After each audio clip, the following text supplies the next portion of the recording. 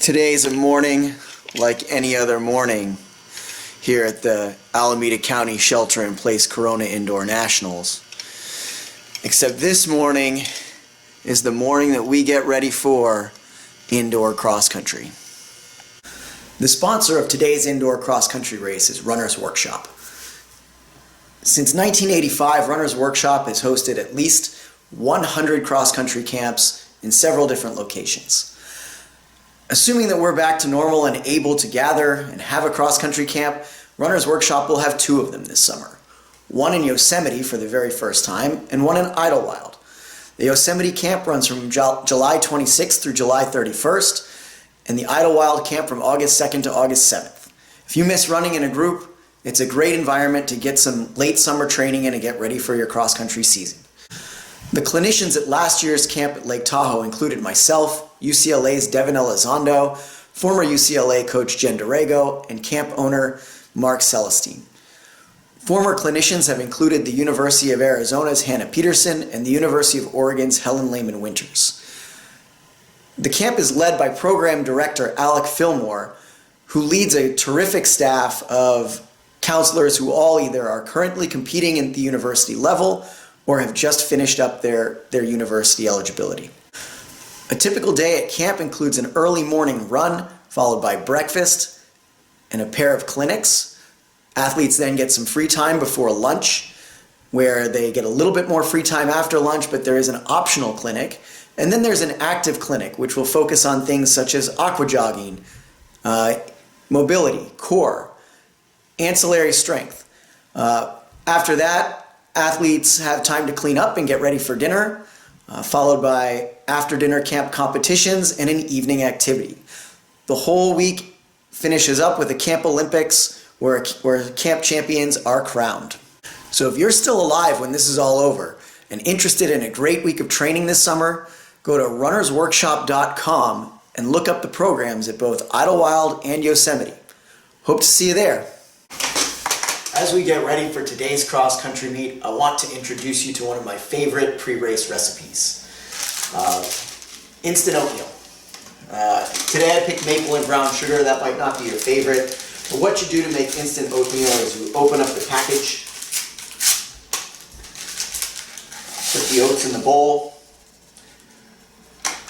took some preheated water. I probably won't need all of it, but I'm going to pour in just until it looks like the water is coming up over the sides of the oats. Spoon. Mix it up. It's a good pre-meet breakfast, I've always found.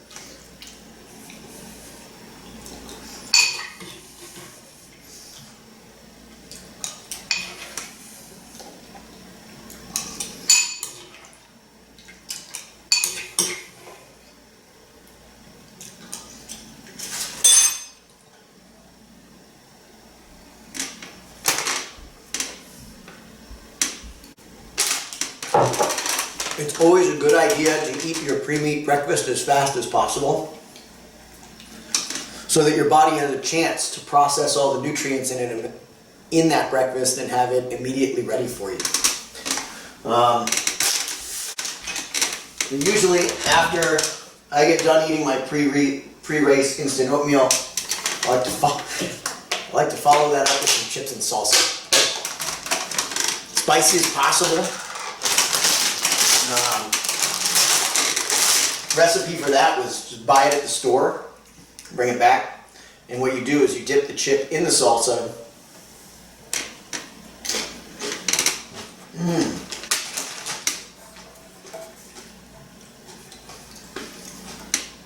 Instant oatmeal and chips and salsa is definitely a key to running the best race possible.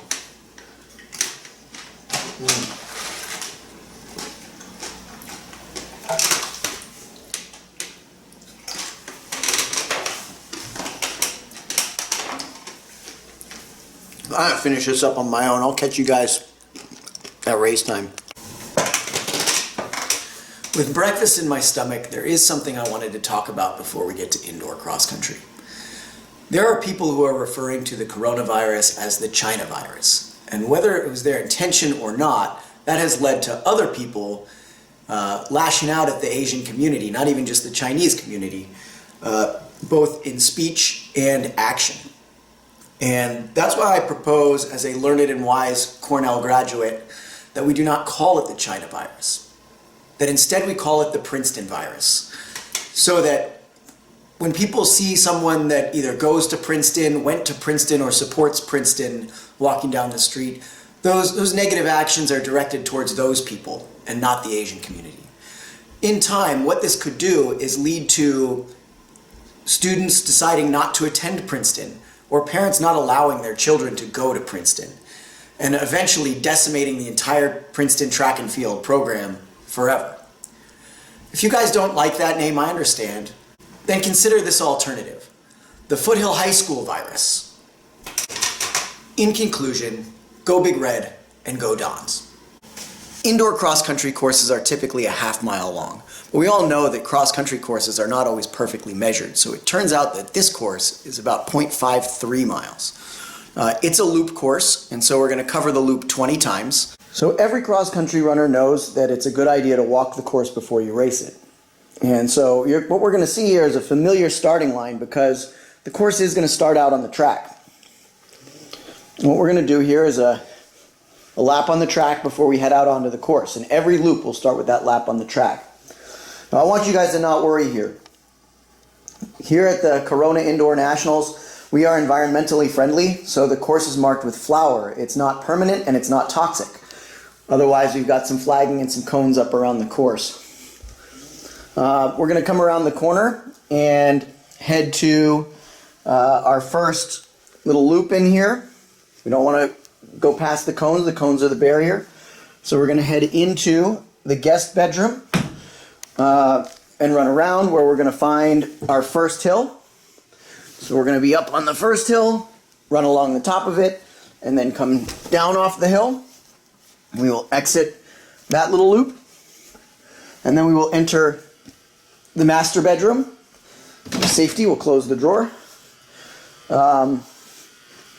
We'll come to the second hill and climb that.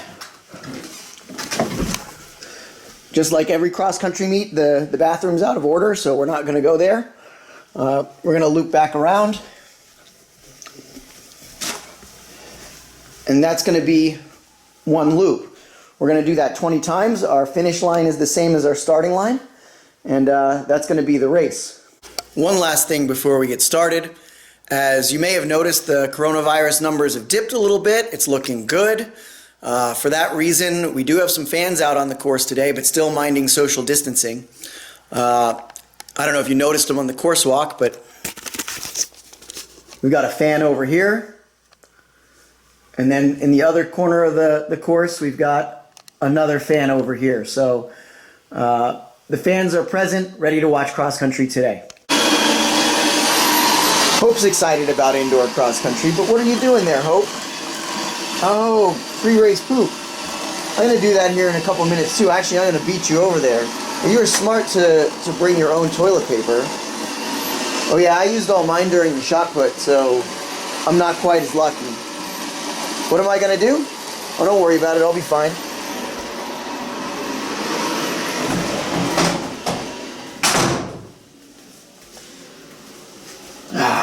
Yeah, I'll be just fine.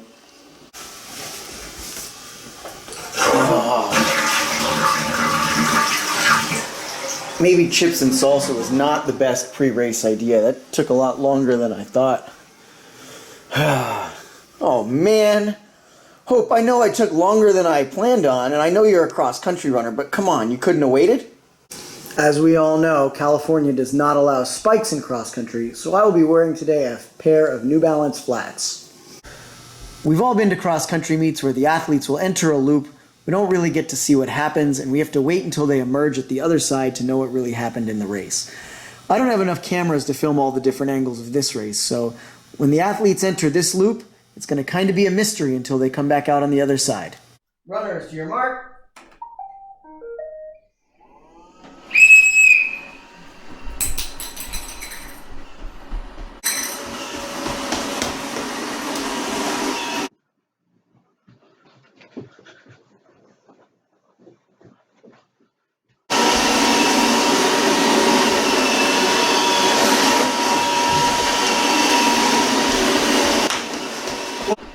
One.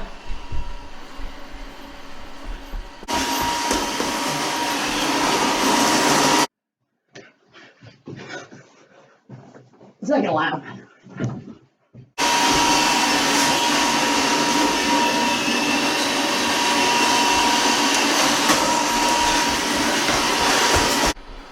Two.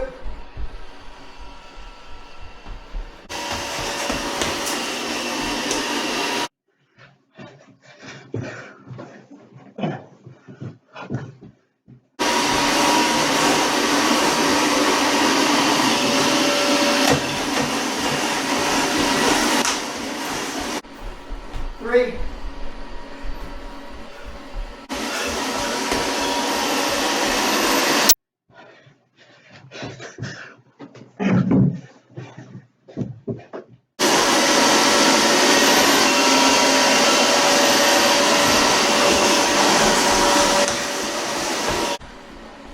Four.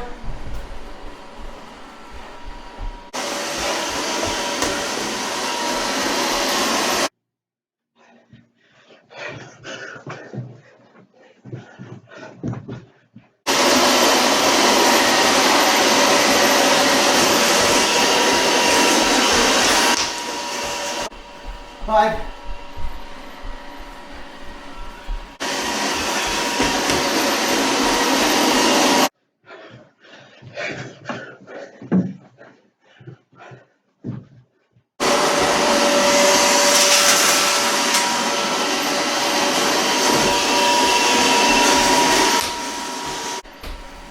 Six.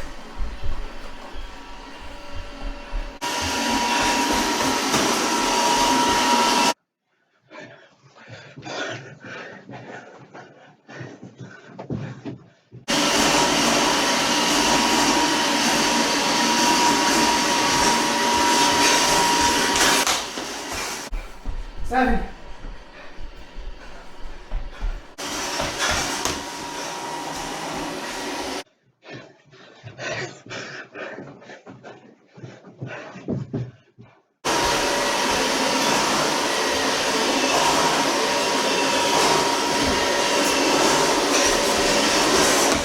Eight. Eight. Well, that's not 255.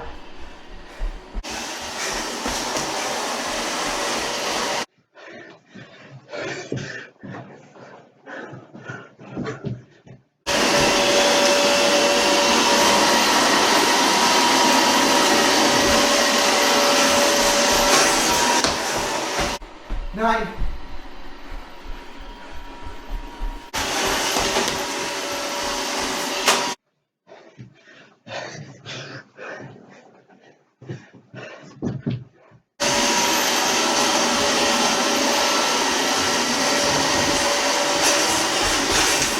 Halfway.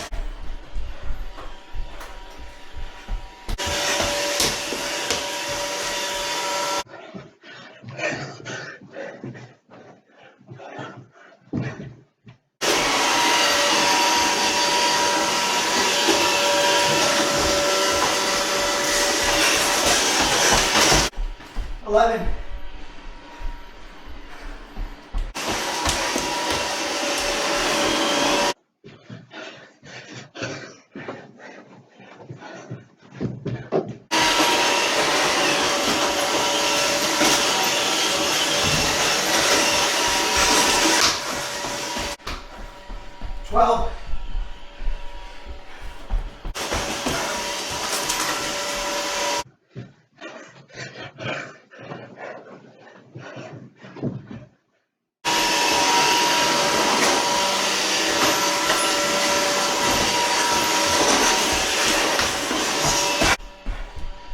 13 and 4:16.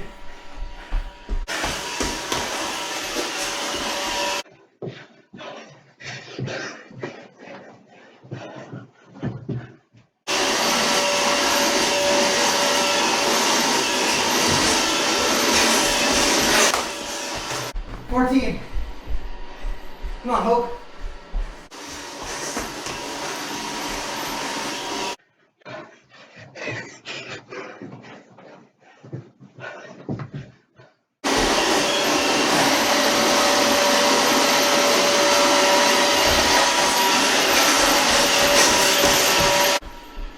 It's 3/4. Got a surprise coming up.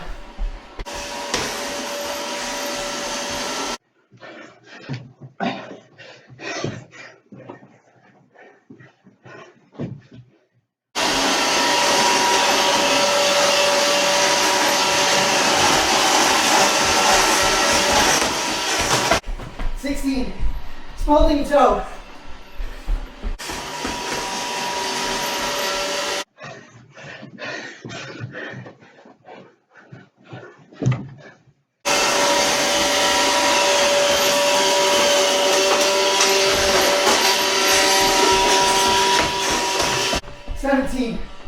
Last 120 meters. Feels real long.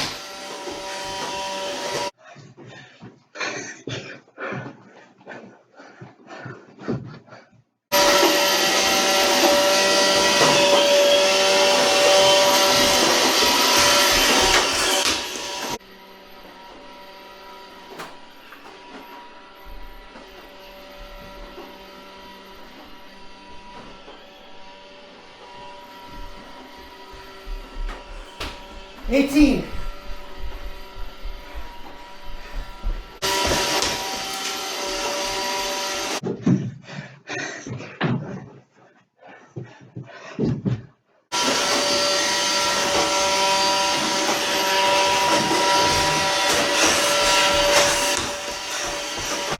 $19.